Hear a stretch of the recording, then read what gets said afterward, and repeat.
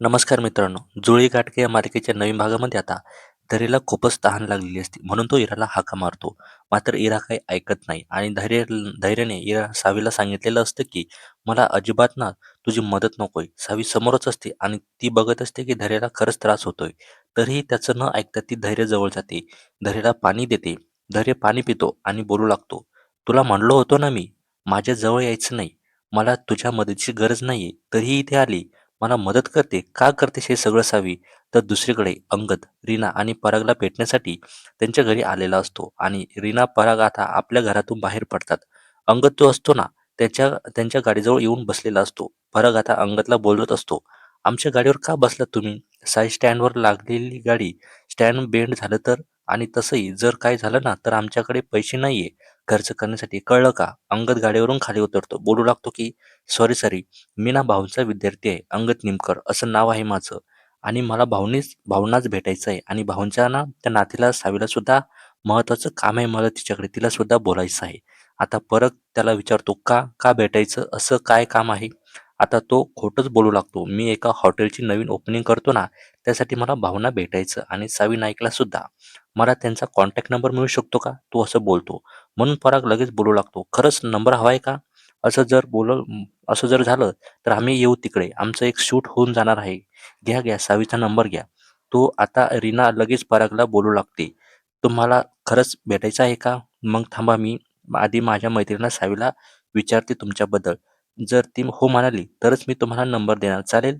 असं बोलल्यानंतर आता तो बोलू लागतो, शुअर, हरकत नाही. आणि मला पराग बोलू लागतो, पण रिने, तर रिनी बोलती, "अरे करू दे ना मला." त्यानंतर पुढे आता तोही तिथून निघून जातो. तर आता पराग बोलू लागतो की "रिने, अगं असं का केलंस? भाऊंचाच विद्यार्थी होता ना तो. तर आता सावी हिला काही त्रास होऊ नये म्हणून रीना असं केलेलं आहे."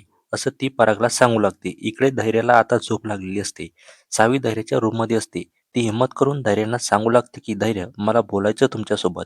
धैर्य आता झोपी गेलेला असतो आणि तो दुसऱ्या बाजूने उभा राहिलेला असून सावी त्याच्या दुसऱ्या बाजूला उभी असते, त्याच्यासोबत बोलत असते. धैर्य भाऊंची अवस्था दिवसेंदिवस खालवत आहे. त्यांच्यावरती ऑपरेशन करायला लावलेलं आहे. डॉक्टरांनी सांगितले त्यासाठी खूप पैसा लागणार आहे. मला तुमच्याकडून पैसे नको आहेत, पण मला कामासाठी बाहेर जायचं. हिचं मला तुमच्याकडून परमिशन घ्यायची आहे. धैर्य, धैर्य, ती सारखं हाक मारत असते. मात्र धैर्य समोर जाताच ना धैर्य झोपही गेलेला असतो आणि हेच ना तिला कळतं आणि ती बोलू लागते, एवढी हिंमत करून मी धैर्यांना हे सगळं सांगण्याचा प्रयत्न केला, पण काय घडलं, आता काय करू मी?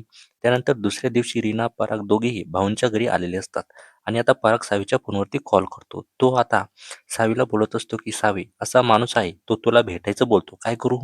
काही कळत नाहीये मला. सावी आता बोलत असते, भाऊंचाच विद्यार्थी आहे का? तुमचं बोलणं झालं का त्याच्यासोबत? खोटा माणूस तर नाहीये ना तो?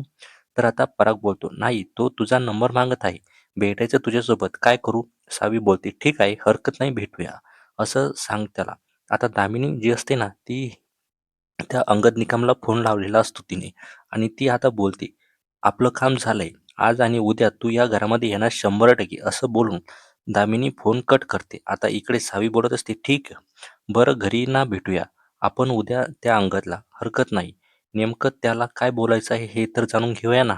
त्यानंतर पुढे आपल्याला तर असं दिसतं की सावी जी असते ना, ही पुन्हा एकदा धैर्याच्या रूममध्ये जाते आणि जाता जाता समोर मंदिरच असतं आणि दुसऱ्या दिवशी सकाळी सकाळी मंदिरात गेल्यानंतर सावी भाऊंसाठी प्रार्थना करत असते, मला असं काम करायचं, भाऊंचं ऑपरेशन करायचं आहे, त्यासाठी मला खूप पैशाची गरज लागणार आहे.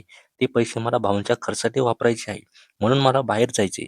मला या कामामध्ये यश मिळू दे देवी आई, असं ती प्रार्थना करते. आता सावी मंदिरात असते म्हणून धैर्य बिचारा एकटाच ना स्वतःला सावरत त्याच्या रूममधून बाहेर येत असतो. दामिनी आणि भास्कर त्याच्या सोबत असतात. भास्करने धैर्याला पकडून ठेवलेलं असतं आणि मुद्दामच ना भास्कर त्याला सोडून देतो आणि आता धैर्यचा तोल जायला लागतो.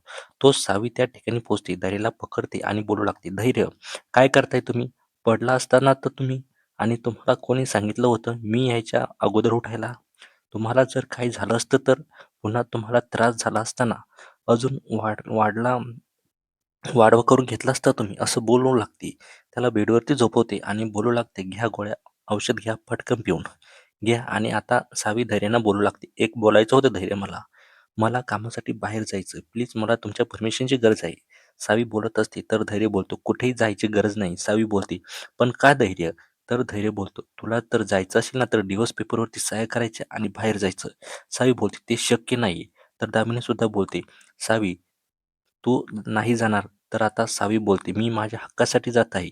ती ही परमिशन घेऊन जाते. तुम्हाला असं न बोलू जात नाहीये. धैर्य प्लीज मला अडू नका. असं ती बोलत असते. त्यानंतर आता भास्कर विलास आपापल्या रूममध्ये असतात आणि भास्कर दामिनीला बोलत असतो, की "आई असं का म्हणालीस ना तू? होती ना ती मुलगी घराबाहेर जात होती ना, मग का अडवलं तू तिला?" तर दामिनी बोलत असते, "मी जर तिला अडवलं नसतं ना, तर तिला असं वाटलं असतं, की घरातून बाहेर गेल्यानंतर आपण काहीतरी कट करतोय." मग भास्कर बोलू लागतो, "वाह! आई काय डोकं आहे तुझं."